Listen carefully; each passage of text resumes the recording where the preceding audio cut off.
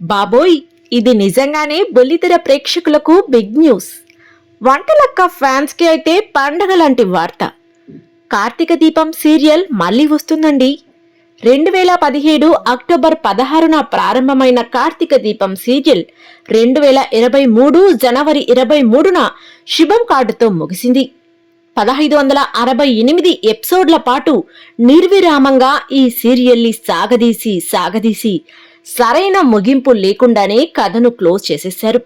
అయితే కొనసాగింపు ఉంటుందని ముందే హింట్ ఇచ్చారు.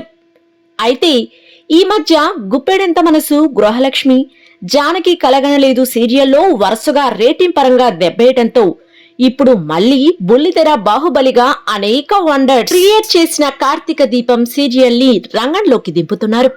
త్వరలో కార్తీక దీపం మళ్లీ అంటూ ప్రోమోను కూడా రిలీజ్ చేసేశారు.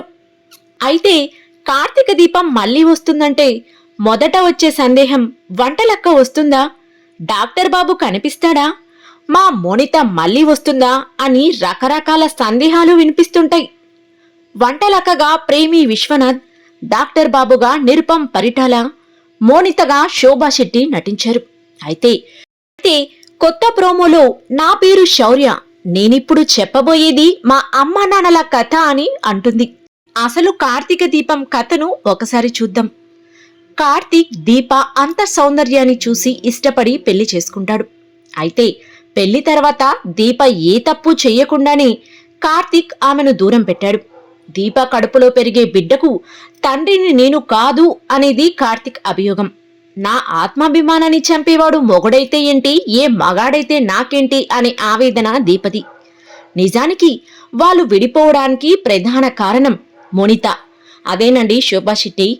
మోనిత కార్తీక్ స్నేహితురాలు. ఆమె కార్తీక్ ని ప్రాణంగా ప్రేమిస్తుంది.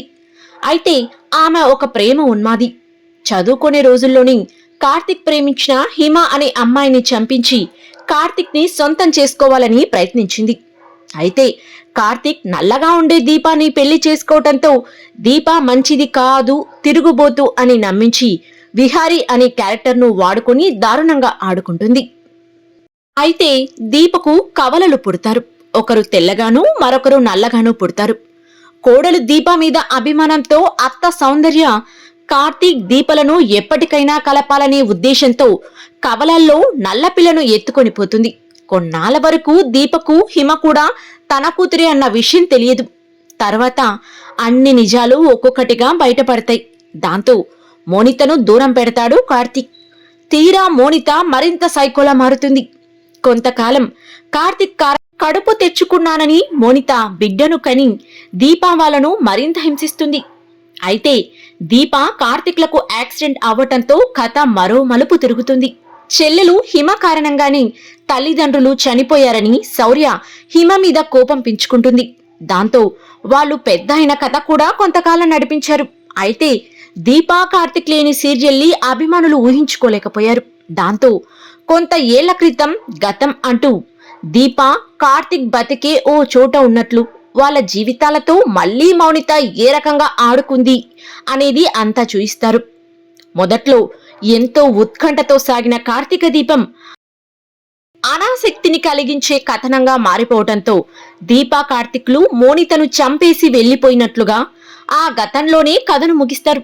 అయితే అప్పుడే మళ్లీ కలుద్దామని ముగించేశారు. ఎందుకంటే చనిపోయింది అనుకున్న మోనిత చివరి క్షణంలో కళ్ళు తెరిచినట్లు చూపిస్తారు. ఇప్పుడు ప్రోమో కూడా పాత కథకు కొనసాగింపుగానే కనిపిస్తుంది. అయితే మళ్లీ వంటలక్క, డాక్టర్ బాబు, మోనితలు కనిపిస్తారా, లేదంటే కొత్త పాత్రలు వస్తాయా అన్నదే ఇక్కడ అసలు మ్యాటర్.